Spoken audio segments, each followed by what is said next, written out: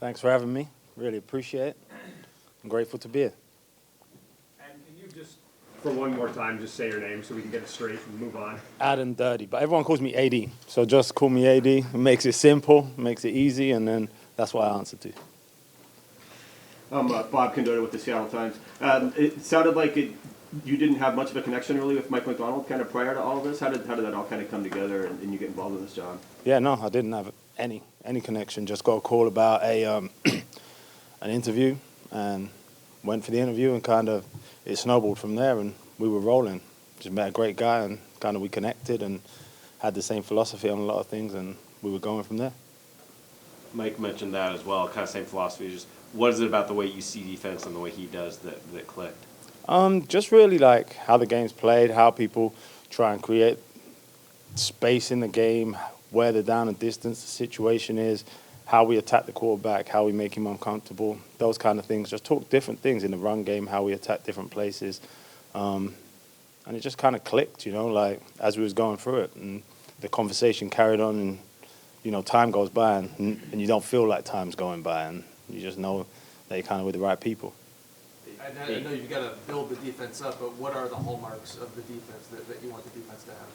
I think really, when you're thinking about that, the way I kind of look at it and the way we kind of look at it and we talk about it is like looking at it in like three different levels, like us, okay? Really, how do we communicate and play on together as all three levels? I think like you watch the defense from Baltimore, they have a great way of playing on all three levels together. You see that they're connected, and I think that's a big part of the way you play. And then really the standard. You have the standard is the fabric of this building, bro. You can feel it when you walk in, and to come and add to that is really exciting. So it's like how really are we fundamentally sound? Some of the things that Jay just talked about, like how we fundamentally sound, how we play in the standard we want to play as a group, and really the last thing is just attacking the ball.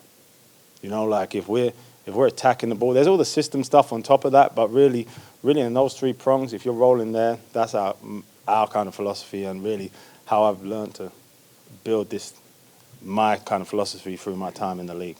What are the foundations of your philosophy? Like what previous coordinators or previous styles do you feel like you pulled from to create what you want to impart on this team? A lot of guys I've been around, really, like obviously DQ, Dan Quinn, Raheem, Jeff Ulbrich. Those guys have had big impacts on my career.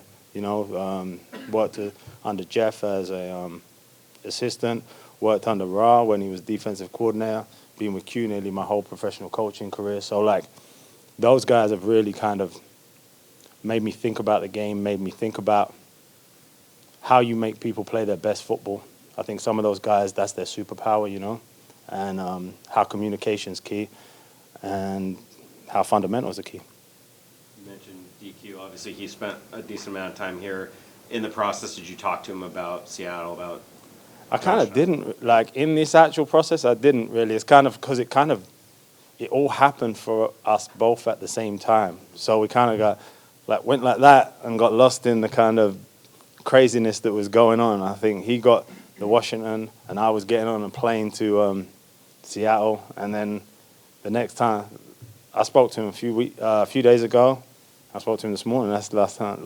So, no, we've just come back together now. So he means a lot to me. How close is this defense to being a championship caliber defense as far as what you have on the roster right now, and what do you need to kind of get there, you think? I think that's a great question. I don't want to do it injustice because I literally landed a day and a half ago and kind of we've been in hiring. When this team played against us in Dallas, I could feel the defense. I was coaching defense, so I wasn't really paying attention to the offense, but I could feel the speed that they were moving with, the intent that they played with, So, I definitely know it's there. I just don't want to answer your question and give, and say something that I haven't got the full picture of right now. How did you first get into American football growing up over? That's a long time ago. In England, it was when I was young, it was on terrestrial TV. So it was on a channel that was on at a certain time on Sundays, and I just kind of liked it. And it was random. There was a kid in my street that liked it, and my mum bought us a football, and we started playing, and then I found a team, and kind of never an expectation to go where I've gone, but I just fell in love with the sport, and kind of it ignited from there, and that's how I found it. There seems to be a large contingent of Seahawks fans in Britain. Yeah, Have you noticed that? And No, definitely. I feel like over the last 10 years, the Seahawks I've come and gone from England, so like really I've been here full time from 2018. But with the build of the IPP program and stuff, I was traveling around for like the last 10 years. But the growth of football internationally has like literally the acceleration has just gone like this slow, and then suddenly I would say in the last 10 to 15 years it's just gone like that. And I think like there's obviously those teams that have the kind of, I call it, when I got into football like the 90s, like the Cowboys and the Washington Commanders, Miami, those teams were big in Europe. But now like I feel like the Seahawks, a couple of other teams have really like kind of built a fan base out there. AD, I'm sure you've talked to Mike about how it might work with him calling the defensive signals and things. Just how it might work on game day or during the week as you guys prepare and what your role might be in that scenario. Yeah, I think that's going to be built over time. You know, like as we go through this, we're going to kind of build that process. I think as one of my roles, I think is important is really getting to know him.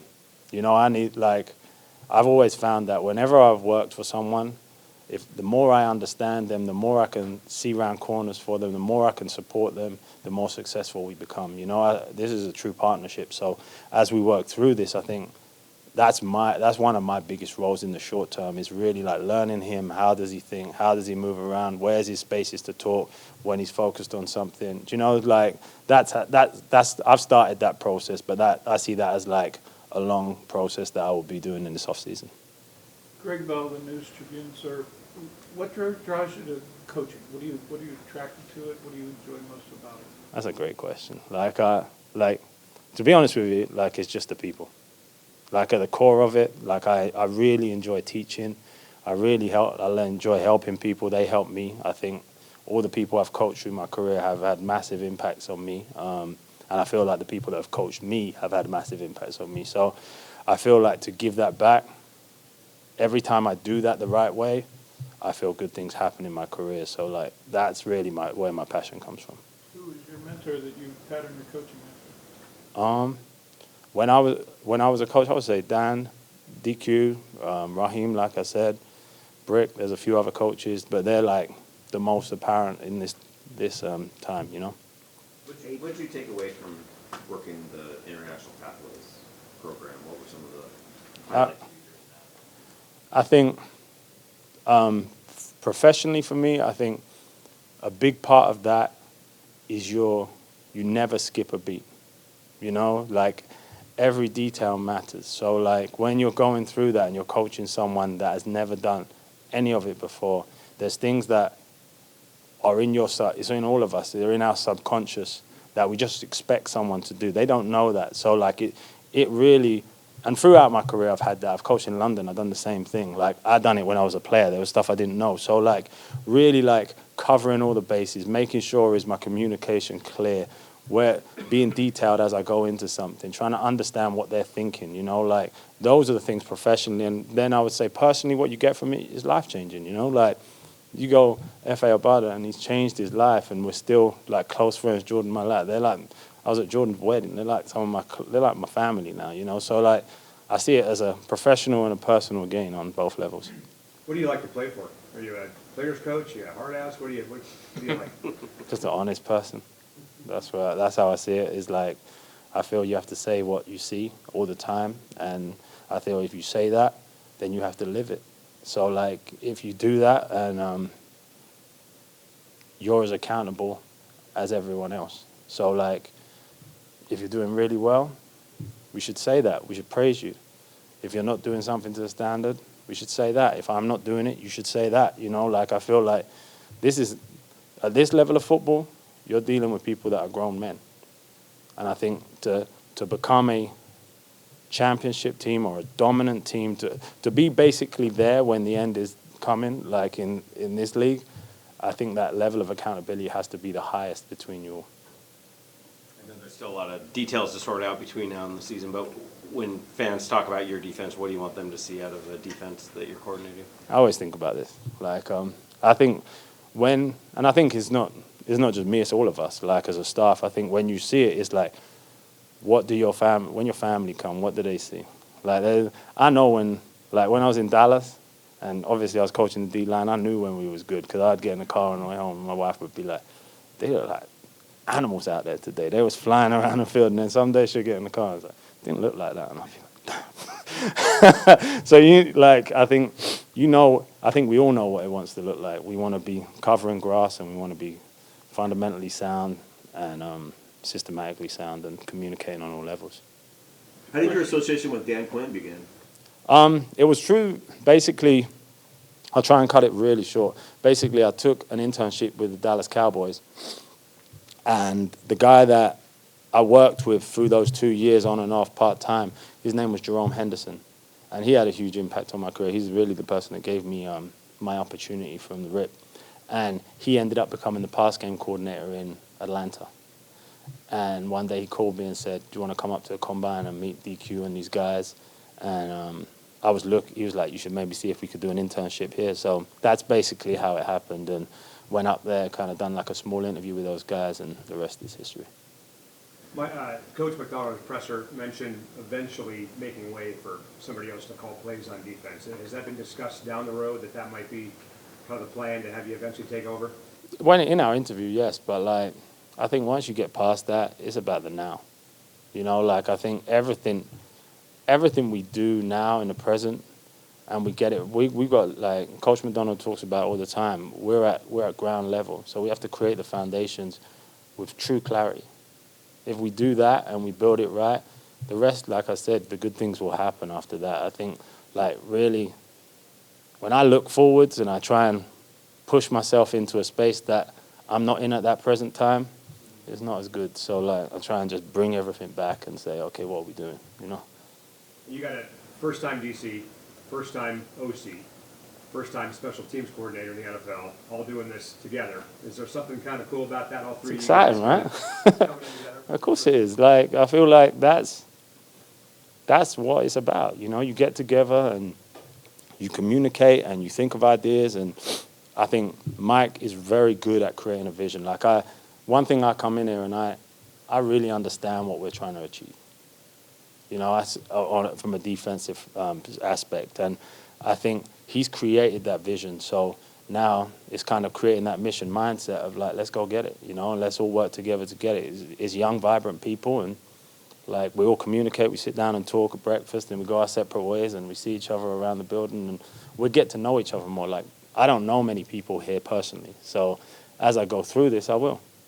Of course, you just got here, but from the outside coming in, or the arrival view, what are the aspects, the building blocks that's already here on this defense that you're going to build on and seize, and then what are the weaknesses you need to Just like I said, I think in regards to those statements, I think you need to do a deep dive before you come out and you give that answer, because I think, and it's not that I'm trying to avoid the question, I'm just, it's an injustice to say it, because I think you see it, there's some very prominent people in this defense that are good players, and how do you utilize those players? How do they fit into the new scheme? And those things will happen, they will come to life as we understand it as a group, Anything else? I got one. Yeah. You talked about being a good teacher. Can you just talk about how important the players' input in that relationship is? I said I like teaching. I didn't say I was a good teacher. No, I hope I am. It's all right, I'm messing around. I think when you teach, and I think you really have to understand the learner. Because teaching is imparting knowledge on someone else, and then in this industry, it's about them going practically and doing it, physically doing it.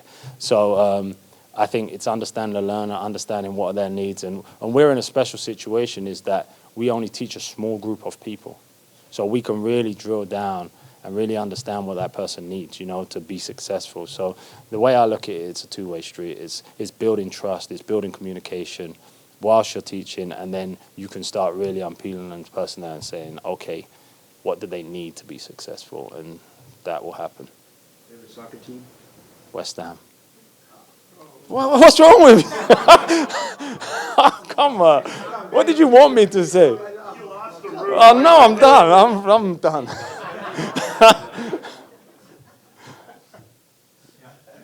Thanks very much. I appreciate it.